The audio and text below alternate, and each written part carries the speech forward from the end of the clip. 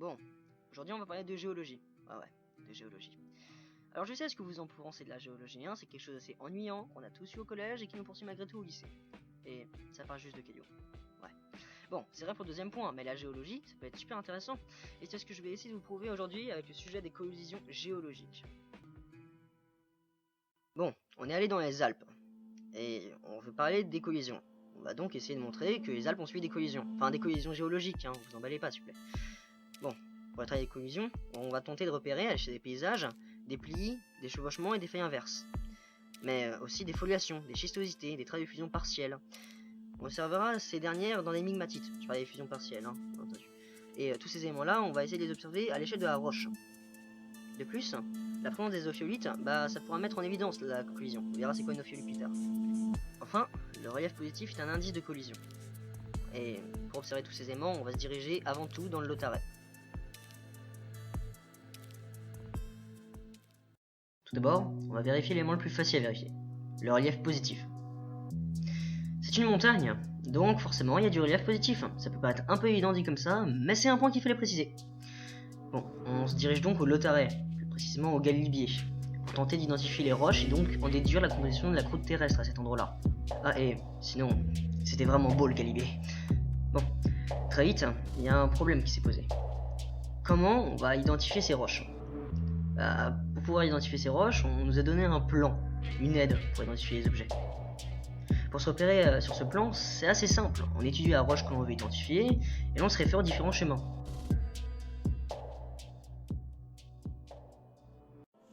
Bon, je vais essayer de vous montrer comment ça marche ce truc. Alors, déjà, on peut se demander si la roche elle est cohérente ou pas.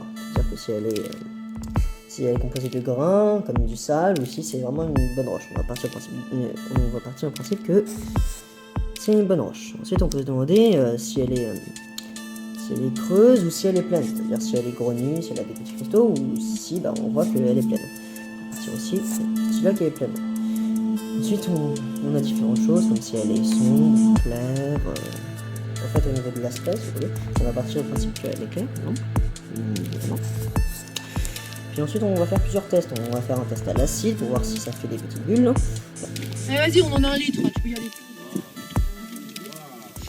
On va essayer de la rier à l'ongle pour voir si on peut la rier à l'ongle. Donc voilà, imaginons on fait un test à l'acide et on se rend compte que qu'il y a des petites bulles qui apparaissent. On va faire ça. Et donc grâce à ce petit tableau là, on peut donc en déduire que c'est du calcaire. Voilà. Et on fait ça avec toutes les roches et ça prend pas beaucoup de temps. Voilà. Grâce à cette technique, on a réussi à identifier plusieurs roches et ça, c'est bien. Alors tout d'abord, on a réussi à identifier du flysch. Donc ça se forme à l'ère tertiaire, au niveau du pic blanc et au niveau des éboulis. Un peu plus loin, au niveau du torrent, on a observé de la carniole. Et ça se forme à cause de l'érosion. Et ça se forme aussi au Trias. Un peu plus loin encore, au niveau de la falaise, à côté du parking, on a observé du calcaire. Donc ça provient du Jurassique. Et donc un peu plus loin, on observe du calcschiste, roche formée lors du Crétacé. Et encore plus loin, à la falaise du virage, on trouve du gypse. Et ça se forme au Trias. Voilà. Donc on a toutes ces données là et on va essayer de les mettre dans une carte. Une carte qui nous a été donnée et comme ça on va pouvoir montrer en évidence les tons géologiques et donc se dire s'il y a eu un problème ou non.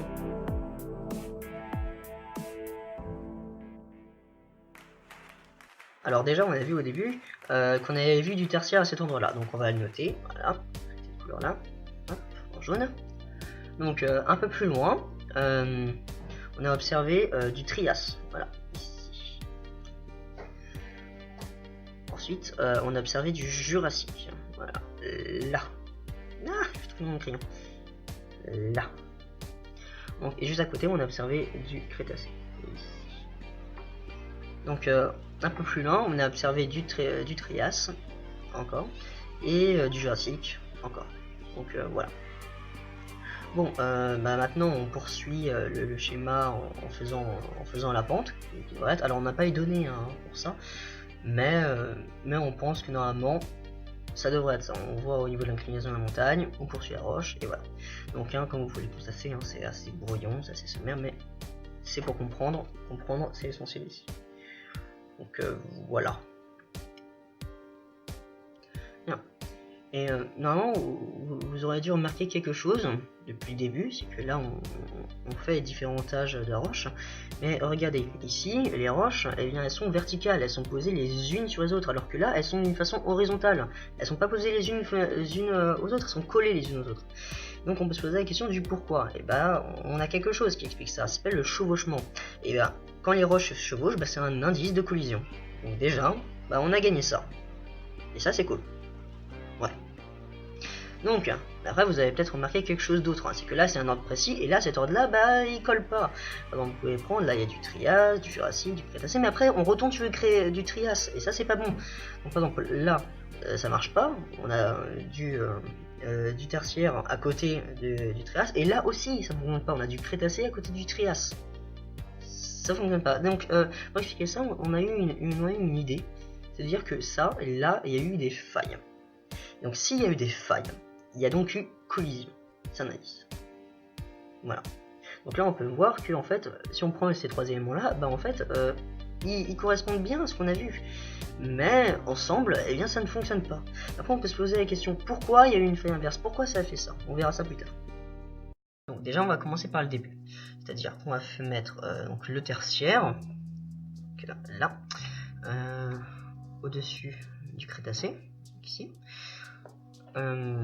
Qui est lui-même au-dessus du Jurassique, qui est lui-même au-dessus du Trias, et qui est lui-même au-dessus du Primaire. Voilà. Donc, sauf qu'il faut bien imaginer qu'il y a eu une collision, et qui dit collision dit faille à ce moment-là. Donc on va imaginer deux failles, une à cet endroit-là, et une à cet endroit-là. Sauf qu'il faut imaginer aussi qu'entre-temps, le tertiaire s'est érodé, il y a eu de l'érosion. Donc voilà, on dit que le tertiaire n'existe plus à ce moment-là. Donc ça c'est notre premier cas, sauf qu'il y a une deuxième étape après. Il faut bien imaginer qu'il y a eu plusieurs blocs après qui se sont séparés à cause de ces failles. Donc on a un bloc qui est resté, on va dire, à l'état normal, c'est-à-dire avec le tertiaire au-dessus du Crétacé, qui est au-dessus du Jurassique, bref, l'ordre qu'on connaît.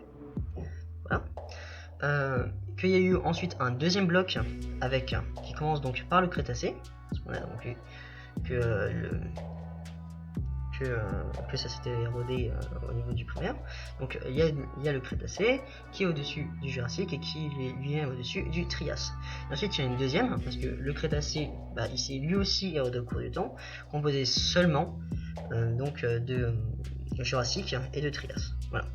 Sauf que si maintenant on prend en compte le chevauchement et qu'on bascule tout, on se retrouve avec du Tertiaire, puis ensuite du Crétacé, puis ensuite du Jurassique, puis ensuite du Trias. Et puis ensuite on retourne sur le Jurassique et le Trias, qui correspond exactement à notre ordre.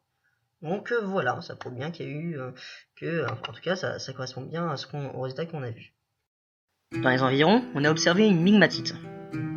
Alors cette migmatite, comme toutes les migmatites, elle est composée de grès, c'est les parties noires, et de granit, c'est les parties un peu plus claires.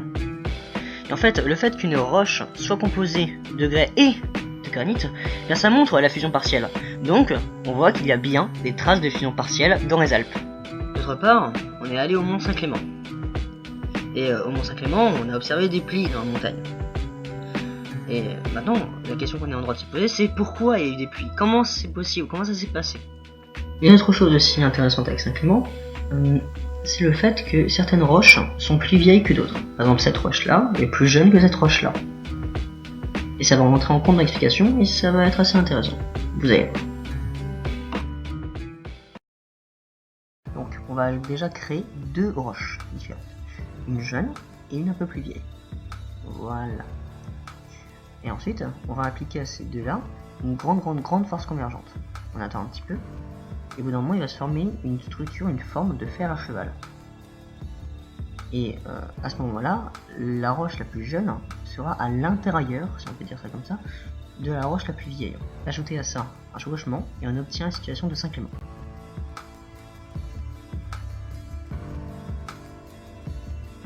Bon, rien à voir, mais on n'a pas encore parlé des schistoïtés et des foliations.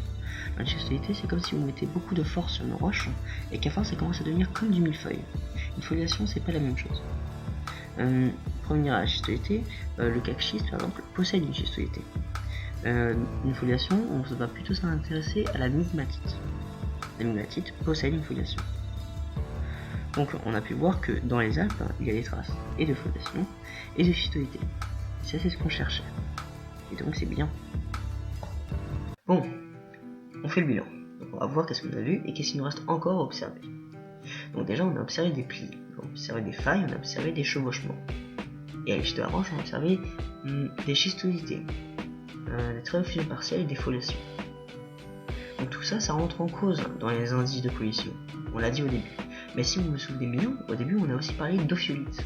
Et les ophiolites, on n'en a pas encore parlé maintenant. Et c'est maintenant qu'on va en parler. Bon, une ophiolite, c'est la présence de lithosphère océanique dans une chaîne de montagnes. Ce que tu dis n'a aucun sens. Donc pour s'imaginer comment de la lithosphère océanique peut se retrouver dans une chaîne de montagnes, il faut s'imaginer une lithosphère océanique prise en étau, entre deux plaques continentales convergentes. La plupart de la lithosphère océanique se subdue, mais une certaine partie reste prise en étau. On va donc chercher une présence de lithosphère océanique dans une montagne, ici le Chenalier. Au bout de quelques heures de randonnée, on arrive à ce point-là, où on peut observer différentes anomalies. Alors, d'un côté du Chenalier, on voit des sédiments pas très gros, qui ont l'air comme des gravats. De l'autre côté, donc une frontière fixe, voire clairement, on voit toujours des gravats, mais un peu plus gros cette fois-ci, comme des roches. Et de l'autre côté encore d'une autre frontière, on voit des taches sombres. On se dirige à l'endroit où on a observé les taches sombres. Les roches qui la composent sont de la serpentine, composée de serpentine et de pyroxène. Or, en fait, la serpentine est composée de péridotites hydratés, provenant de la lithosphère océanique. Donc plus loin, à l'est, on observe le schiste vert. Donc un métagabbro n'ayant pas subi de subduction. Plus à l'est encore, à l'endroit où il y avait les petits sédiments, on observe des boules de basalte. On se retrouve donc avec du basalte, du gabbro et de la péridotite. Mais il ne reste plus qu'à placer cela sur notre schéma. Donc, à l'endroit où il y avait les sédiments, on montre donc qu'il y avait une présence de basalte. Plus à l'est, à l'endroit où il y avait les petites roches, on trouve la présence de gabbro et les taches noires en présence de péridotite. Alors, si on retourne, qu'est-ce qu'on voit? Et on voit exactement une lithosphère océanique avec la péridotite, le gabbro et le basalte.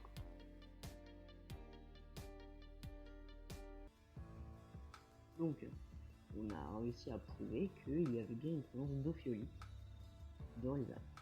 Donc tous les indices d'une collision sont présents. On peut donc dire que les Alpes ont subi une collision géologique. Donc voilà. C'est tout pour moi. J'espère que ça vous aura plu. Puis, Au revoir. à la prochaine. Ciao.